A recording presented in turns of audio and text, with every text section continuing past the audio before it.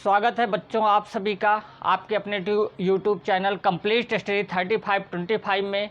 और आज हम बात करेंगे क्लास 11th के विषय फिजिक्स की पहले चैप्टर की भौतिक जगत, फिजिकल वर्ल्ड। फिजिकल वर्ल्ड क्या है? ठीक है बच्चे, अक्सर इस चैप्टर को छोड़कर चलते हैं, लगता है इसमें कुछ ऐसा पढ़ने वाला है नहीं, लेकिन इसको हम जानेंगे फिजिकल वर्ल्ड क्या है। ठीक है, हम जिस संसार में रहते हैं, हमारे चारों ओर फैला हुआ विश्व अनेक रुचिकर घटनाओं से परिपूर्ण है। इसमें बहुत सी ऐसी घटनाएं होती हैं जो बड़ी विस्मयकारी और रुचिकर हैं, जैसे प्रातःकाल सूर्य का निकलना, प्रातःकाल के समय में सूर्य का निकलना, शाम के समय सूर्य का अस्त हो जाना, दिन और रात का सतत पुनरावृत्ति, दिन के बाद रात और रात के बाद फिर दिन होना, दिन और रात की सतत पुनरावृत्ति। ठीक है, आकाश में इंद्रधनुष का दिखाई देना, समुद्र में ज्वार भाटा का आना, समुद्र में ज्वार भाटा का आना। ठीक है, ये सब हमारे लिए कौतूहल का विषय रहा है और प्राचीन काल से ही मनुष्य इन सारी चीज़ों को जानने का प्रयत्न करता रहा है। इन सारी विस्मयकारी और रहस्यमयी घटनाओं के अध्ययन के पश्चात अनेक परिकल्पनाएं प्रस्तुत की गई हैं, जिनमें से कुछ परिकल्पनाएं प्रयोगों और प्रेक्षणों और गणनाओं पर खरी उतरने के बाद सिद्धांतों में परिणित हो गई हैं, सिद्धांतों का रूप उन्होंने ले लिया है। ठीक है, जैसे बात करें अगर हम, तो शुरुआत में ये माना जाता था कि पृथ्वी जो है, पृथ्वी क्या है, केंद्र में है, पृथ्वी केंद्र में है और इसके चारों ओर सभी ग्रह, सूर्य सहित सभी ग्रह, सूर्य सहित सभी ग्रह पृथ्वी के चारों ओर चक्कर लगाते हैं। ठीक है, ये धारणा दी गई थी कि केंद्र में पृथ्वी है और सूर्य सहित सारे ग्रह इसके चारों ओर चक्कर लगाते हैं। ठीक है, इस सिद्धांत को दिया था टालमी ने। किसने दिया था? टालमी ने। टालमी का ये सिद्धांत था और टालमी का ये सिद्धांत कहलाता है भूकेंद्रीय सिद्धांत। क्या कहलाता था? भूकेंद्रीय सिद्धांत। ठीक है, इसको कहते हैं जियोसेंट्रिक थ्योरी, जियोसेंट्रिक थ्योरी। ठीक है, ये किसने दी थी? ये टालमी ने दी थी। किंतु बाद में ये ज्ञात हुआ कि पृथ्वी केंद्र में नहीं है। केंद्र में कौन है? सूर्य। जैसा कि आप सभी लोग जानते हैं, अब जो नई धारणा में हम पढ़ते हैं कि सूर्य केंद्र में है और पृथ्वी सहित अन्य ग्रह सूर्य के चारों ओर चक्कर लगाते हैं। और इस बात को बताया था किसने? कापरनिकस ने। किसने बताया था? कापरनिकस ने। तो कापरनिकस का ये सिद्धांत जो है वो क्या कहलाता है? सूर्य केंद्रीय सिद्धांत कहलाता है। क्या कहलाता है? सूर्य केंद्रीय सिद्धांत कहलाता है। तो सूर्य केंद्रीय सिद्धांत किसने दिया था? कापरनिकस ने दिया था। हेलियोसेंट्रिक थ्योरी कहते हैं, हेलियोसेंट्रिक थ्योरी। ठीक है, ये किसने दी थी? कापरनिकस ने दी थी। इस प्रकार क्या है, प्राचीन काल से अनेक परिघटनाओं को समझने का प्रयास किया जा रहा है कुछ। ठीक है, और इन सभी घटनाओं को एक विस्तृत क्रम में लिखना, यही क्या है? विज्ञान है। प्राकृतिक घटनाओं का विस्तृत, गहन एवं सुव्यवस्थित ज्ञान। देखिए, प्राकृतिक घटनाओं का विस्तृत एवं सुव्यवस्थित ज्ञान ही क्या कहलाता है? विज्ञान कहलाता है। विज्ञान के बच्चों डेफिनेशन आपने छोटे क्लास से पढ़ी है। क्या है? भौतिकी में हम कहते हैं प्राकृतिक घटनाओं का सुव्यवस्थित ज्ञान, विस्तृत ज्ञान, गहन ज्ञान, यही क्या कहलाता है? विज्ञान कहलाता है। ठीक है बच्चों, विज्ञान की परिभाषा पूछी जाती है, प्राकृतिक घटनाओं का सुव्यवस्थित ज्ञान ही और क्रमबद्ध ज्ञान ही विज्ञान कहलाता है। अब बात करते हैं साइंस शब्द की उत्पत्ति। तो साइंस शब्द की उत्पत्ति कहाँ से हुई है? साइंस शब्द की उत्पत्ति, साइंस शब्द की उत्पत्ति कहाँ से हुई? लैटिन भाषा से हुई। लैटिन भाषा के शब्द, लैटिन भाषा का एक शब्द है ठीक है। लैटिन भाषा का शब्द है सिंटिया। क्या शब्द है? लैटिन भाषा का शब्द है सिंटिया। इससे विज्ञान शब्द की उत्पत्ति है और सिंटिया का अर्थ होता है जानना। सिंटिया का अर्थ क्या होता है? जानना। तो साइंस शब्द की उत्पत्ति लैटिन भाषा के शब्द सिंटिया से हुई है, जिसका अर्थ क्या होता है? जानना। ठीक है। और संस्कृत और उर्दू में, संस्कृत भाषा में विज्ञान शब्द, संस्कृत भाषा का शब्द है विज्ञान। संस्कृत का भाषा का शब्द क्या है? विज्ञान। ठीक है। और अरबी भाषा के शब्द की बात करें, इल्म। अरबी भाषा का शब्द होता है इल्म। ये कैसा शब्द है? अरबी भाषा का शब्द है। इन दोनों का अर्थ भी क्या होता है? जानना। तो जो हम विज्ञान कहते हैं, ये किसका अर्थ है? ये संस्कृत भाषा का शब्द है विज्ञान, और इसका भी अर्थ क्या है? जानना। इल्म अरबी भाषा का शब्द है, इसका भी अर्थ क्या है? जानना। तो संस्कृत के शब्द विज्ञान का प्रयोग किया जाता है, अरबी शब्द इल्म का प्रयोग किया जाता है, और लैटिन भाषा के शब्द सिंटिया से साइंस की उत्पत्ति हुई है। ठीक है। इन तीनों का अर्थ क्या है? जानना। इन तीनों का अर्थ क्या है? जानना। ठीक है। अब देखिए आगे देखते हैं। विज्ञान का मतलब होता है एक विशिष्ट प्रकार का ज्ञान। विज्ञान का क्या अर्थ होता है? विज्ञान का अर्थ है विशिष्ट ज्ञान। कैसा ज्ञान? विशिष्ट। एक विशेष प्रकार के ज्ञान को हम क्या कहते हैं? विशिष्ट का मतलब जिसका एक अपना विशेष महत्व हो। तो एक विशेष प्रकार के ज्ञान को हम क्या कहते हैं? विज्ञान कहते हैं। ठीक है। अनेक प्राकृतिक परिघटनाओं एवं प्रायोगिक प्रेक्षणों और वैज्ञानिक तर्कों के आधार पर सुव्यवस्थित एवं क्रमबद्ध ज्ञान ही विज्ञान कहलाता है। और वैज्ञानिक कुछ चरण होते हैं। वैज्ञानिक कुछ चरण होते हैं। ठीक है। उन चरणों को हम देखेंगे। कैसे चरण होते हैं? सबसे पहले प्रेक्षण किया जाता है। किसी चीज़ को हम ऑब्जर्व करते हैं, देखते हैं।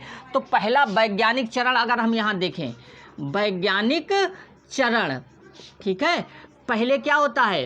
प्रेक्षण होता है। व्यवस्थित प्रेक्षण आप कह सकते हैं, व्यवस्थित, या खाली आप प्रेक्षण लिख सकते हैं। ठीक है। प्रेक्षण, ऑब्जर्वेशन होता है। पहले हम क्या देखते हैं? उस चीज़ को हम किसी चीज़ को देखते हैं, फिर उसके बारे में क्या कहा जाता है? भविष्य कथन किया जाता है कि ऐसा हो सकता है या ऐसा हो सकता है। भविष्य कथन, या इसको हम परिकल्पना भी कहते हैं। क्या कहते हैं? परिकल्पना कहते हैं। तो भविष्य कथन किया जाता है। पहले ऑब्जर्व किया जाता है और फिर क्या किया जाता है? भविष्य कथन किया जाता है, और फिर उसको सिद्ध करने के लिए प्रयोग किए जाते हैं। तो नियंत्रित प्रयोग किए जाते हैं। और प्रयोग करने के बाद हमको क्या मिलता है? प्रयोग करने के बाद जो भी परिणाम हमें मिलता है उसका हम क्या करते हैं? उसकी विवेचना करते हैं। तो मात्रात्मक एवं गुणात्मक विवेचना करते हैं इसकी। और उसके बाद हम क्या करते हैं? उसके बाद इसको हम गणितीय प्रतिरूप देने की कोशिश करते हैं। क्या करते हैं? गणितीय प्रतिरूप देने की कोशिश करते हैं। तो पहले फिर इसको गणितीय प्रतिरूप दिया जाता है, और उसके बाद इसको सिद्धांत में परिणित कर दिया जाता है। किसमें? सिद्धांत में परिणित कर दिया जाता है। ठीक है बच्चों, क्या किया जाता है? तो ये वैज्ञानिक विधि के चरण हो गए। सबसे पहले प्रेक्षण, किसी चीज़ को ऑब्जर्व करना, उसको देखना, उसके बारे में कुछ अनुमान लगाना। ठीक है। इसको कहते हैं भविष्य कथन। अनुमान लगाकर कहना कि ऐसा हो सकता है, ये होगा।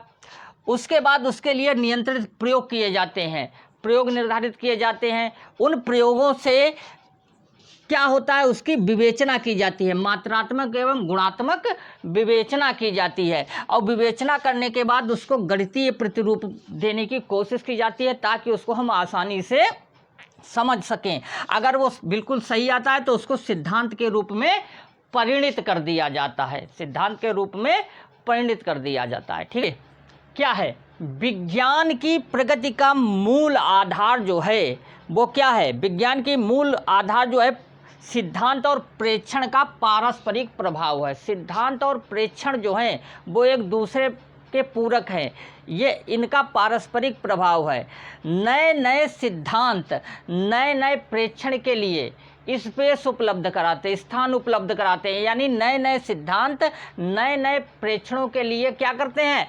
सिद्धांतों की नींव पड़ती है। नए नए प्रेक्षण और कभी कभी नए नए प्रेक्षण जो है नए नए सिद्धांतों के लिए नींव डालते हैं।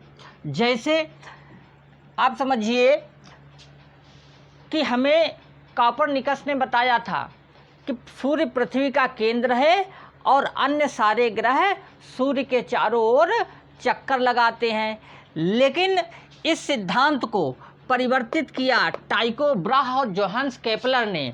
उन्होंने क्या बताया कि सूर्य केंद्र में है और सूर्य के चारों ओर सभी ग्रह जो है वो दीर्घ वृत्ताकार कक्षा में चक्कर लगाते हैं। तो कक्षाओं को किससे? वृत्ताकार से दीर्घ वृत्ताकार कक्षाओं में परिवर्तित कर दिया गया। ठीक है, तो कुछ सिद्धांत ऐसे होते हैं जब जिनकी व्याख्या उसमें नहीं हो पाती है। ठीक है, तो हमें एक नए क्रांतिकारी सिद्धांत की आवश्यकता पड़ती है और उस नए क्रांतिकारी सिद्धांत को बाद में क्या है?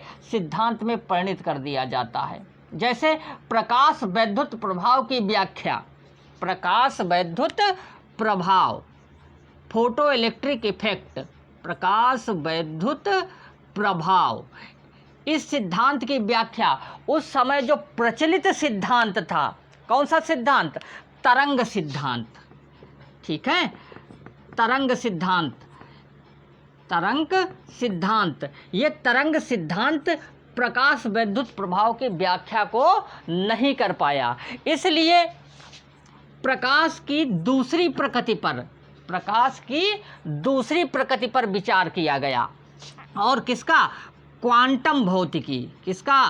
क्वांटम भौतिकी एक विज्ञान की नई शाखा, या हम कहें फिजिक्स की एक नई शाखा क्वांटम भौतिकी का जन्म हुआ।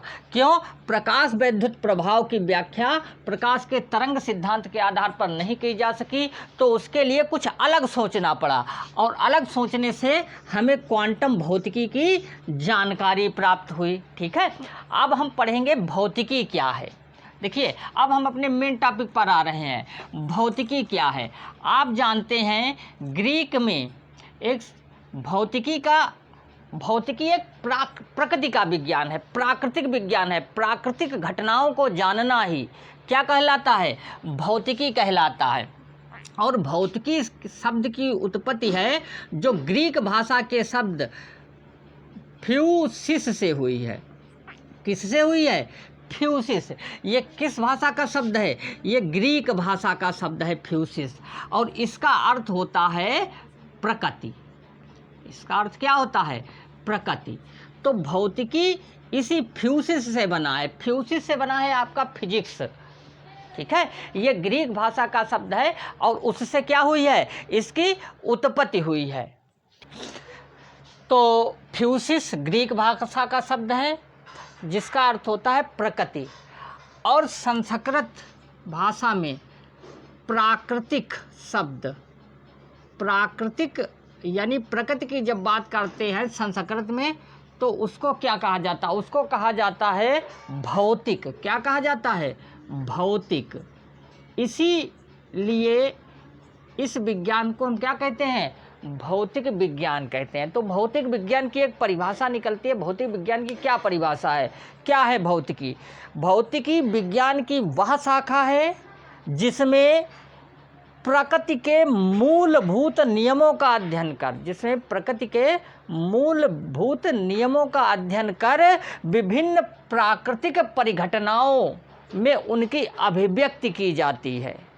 ठीक है, क्या है भौतिकी? भौतिकी विज्ञान की वह शाखा है जिसके अंतर्गत प्रकृति के मूलभूत नियमों का अध्ययन कर विभिन्न प्राकृतिक घटनाओं में उनकी अभिव्यक्ति की जाती है। अब हम पढ़ेंगे भौतिकी के कार्य क्षेत्र के बारे में। किसके बारे में? भौतिकी का कार्य क्षेत्र क्या है। ठीक है, तो यहाँ हम लिखेंगे भौतिकी का कार्य क्षेत्र। देखिए, भौतिकी का कार्य क्षेत्र बड़ा ही व्यापक है। भौतिकी का कार्य क्षेत्र बड़ा ही व्यापक है। इसे दो भागों में बांटा जाता है। भौतिकी के कार्य क्षेत्र को कितने भागों में बांटा जाता है? दो भागों में बांटा जाता है।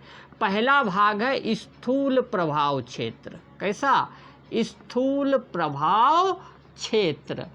और दूसरा है सूक्ष्म प्रभाव क्षेत्र। क्या है? सूक्ष्म प्रभाव क्षेत्र। तो भौतिकी के कार्य क्षेत्र को कितने भागों में बांटा जाता है? दो भागों में बांटा जाता है, स्थूल प्रभाव क्षेत्र और सूक्ष्म प्रभाव क्षेत्र। अब देखिए, स्थूल प्रभाव क्षेत्र में कौन आता है? स्थूल प्रभाव क्षेत्र में प्रयोगशाला आती है, पार्थिव तथा खगोलीय स्तर की परिघटनाएं आती हैं। क्या आता है? प्रयोगशाला आती है, प्रयोगशाला आती है। ठीक है, पार्थिव तथा खगोलीय स्तर की घटनाएं। ठीक है, ये सब किस में आती हैं? स्थूल प्रभाव क्षेत्र में आती हैं। और सूक्ष्म प्रभाव क्षेत्र में क्या आता है? ठीक है, स्थूल प्रभाव क्षेत्र में इतनी बड़ी घटनाएं आती हैं, और सूक्ष्म प्रभाव क्षेत्र में क्या आता है? परमाणविक, आणविक तथा नाभिकीय परिघटनाएं सम्मिलित होती हैं। छोटी घटनाएं, परमाणविक, ठीक है, आणविक, और कौन सी? आणविक तथा नाभिकीय परिघटनाएं। कैसी घटनाएं? नाभिकीय परिघटनाएं, ये सम्मिलित की जाती हैं। तो भौतिकी का कार्य क्षेत्र बहुत ही व्यापक है। इसको दो भागों में बांटा गया है। पहला भाग स्थूल प्रभाव क्षेत्र, दूसरा सूक्ष्म प्रभाव क्षेत्र। स्थूल प्रभाव के क्षेत्र में प्रयोगशाला, पार्थिव स्तर की घटनाएं और खगोलीय स्तर की घटनाएं आती हैं, जबकि सूक्ष्म प्रभाव क्षेत्र में परमाणविक, आणविक और नाभिकीय परिघटनाएं आती हैं। ठीक है, अब हम पढ़ेंगे कि कौन कौन सी चीज़ें आती हैं स्थूल प्रभाव क्षेत्र के अंतर्गत। ठीक है, स्थूल प्रभाव क्षेत्र के अंतर्गत कौन सी घटनाएं आती हैं, इसके बारे में हम जानेंगे। देखिए, स्थूल प्रभाव क्षेत्र में सबसे पहले आती है यांत्रिकी। ठीक है, स्थूल प्रभाव क्षेत्र में छोटे छोटे विषयों, देखिए स्थूल प्रभाव क्षेत्र में ये सारी घटनाएं आती हैं। हमने आपको बताया, प्रयोगशाला आती है, पार्थिव और खगोलीय स्तर की परिघटनाएं आती हैं, जिनकी व्याख्या चिरसम्मत भौतिकी। चिरसम्मत भौतिकी क्या है? Classical physics. चिरसम्मत भौतिकी, चिरसम्मत भौतिकी क्या कहते हैं? Classical physics. ठीक है, क्लासिकल फिजिक्स, इसकी सहायता से, ठीक है, चिरसम्मत भौतिकी के सिद्धांतों के आधार पर की जाती है। इसके अंतर्गत यांत्रिकी आती है, वैद्युतिकी आती है, प्रकाशिकी आती है और ऊष्मागतिकी। ऐसे छोटे छोटे उप विषयों का अध्ययन किया जाता है स्थूल प्रभाव क्षेत्र के अंतर्गत। ठीक है, स्थूल प्रभाव क्षेत्र में कौन आता है?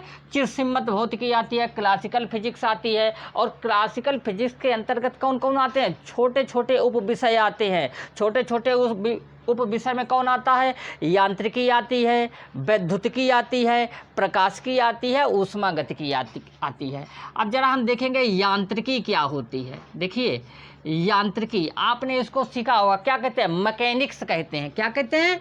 मैकेनिक्स कहते हैं। ठीक है, अब इस मैकेनिक्स में क्या है, ये आखिर यांत्रिकी है क्या? तो यांत्रिकी न्यूटन के गति के नियमों तथा गुरुत्वाकर्षण नियमों पर आधारित है। यांत्रिकी किस पर आधारित है? एक तो न्यूटन के नियम, ठीक है, और गुरुत्वाकर्षण नियम तथा गुरुत्वाकर्षण नियम, इस पर आधारित है यांत्रिकी। तो अगर हम न्यूटन के नियम या गुरुत्वाकर्षण नियम से संबंधित चीज़ें पढ़ते हैं तो वो किस में आती हैं? यांत्रिकी में आती हैं। ठीक है, और यांत्रिकी में किसका? यांत्रिकी के सहायता से कणों की, ठीक है, और किसकी? कणों की हम व्याख्या कर सकते हैं, दृढ़ पिंडों की गति, का संतुलन कर सकते हैं, रॉकेट नोदन कर सकते हैं, जल तरंगों का संचरण करते हैं, वायु में ध्वनि तरंगों के बारे में भी सब इसी में पढ़ा जाता है। ठीक है, किसकी किसकी हमने बात की? हमने कहा नियमों के आधार पर कणों, दृढ़ पिंडों की गति, किसकी गति? दृढ़ पिंडों की गति, दृढ़ पिंडों की गति के बारे में, और किसके बारे में? जल तरंगों के बारे में। किसके बारे में? जल तरंगों के बारे में। ठीक है, ये सब इसमें यांत्रिकी में अध्ययन किया जाता है। या फिर रॉकेट नोदन के बारे में, रॉकेट नोदन, ये सब यांत्रिकी में आता है। अब दूसरी हम करते हैं वैद्युतिकी। किसकी बात करते हैं? वैद्युतिकी की बात करते हैं। ठीक है, वैद्युतिकी को क्या कहते हैं? इलेक्ट्रोडायनामिक्स कहते हैं। क्या कहते हैं? इलेक्ट्रोडायनामिक्स। ठीक है, इलेक्ट्रोडायनामिक्स कहते हैं वैद्युतिकी को।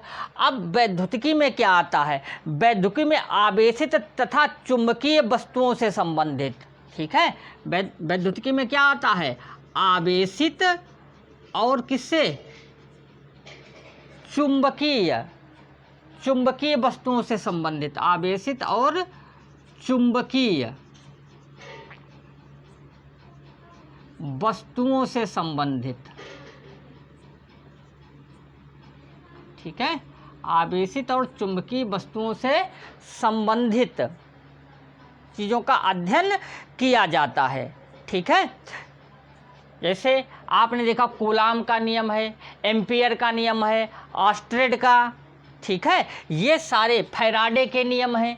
तो इस तरीके के नियम आपने पढ़े होंगे। कूलाम का नियम आपने पढ़ा है, कूलाम। ठीक है, एम्पियर और किसका? फैराडे। ये सब किसके अंतर्गत आते हैं? ये सब विद्युतिकी के अंतर्गत आते हैं। ठीक है, तीसरा पार्ट है प्रकाशिकी। क्या है? प्रकाशिकी। ठीक है, प्रकाशिकी का मतलब ऑप्टिक्स। ठीक है, क्या है? ऑप्टिक्स है। तो प्रकाश पर आधारित परिघटनाओं का अध्ययन इसमें किया जाए। प्रकाशिकी में प्रकाश पर आधारित घटनाओं का अध्ययन किया जैसे जाता है। जैसे परावर्तन है। क्या है? परावर्तन है, पढ़ा होगा आप लोगों ने। अपवर्तन है, व्यतिकरण है, विवर्तन कैसे लिखा जाता है? विवर्तन। ठीक है, इन घटनाओं का आपने क्या किया है? इन घटनाओं को आपने देखा है। इन सब का अध्ययन किस में किया जाता है? प्रकाशिकी में किया जाता है। फिर करते हैं ऊष्मागतिकी।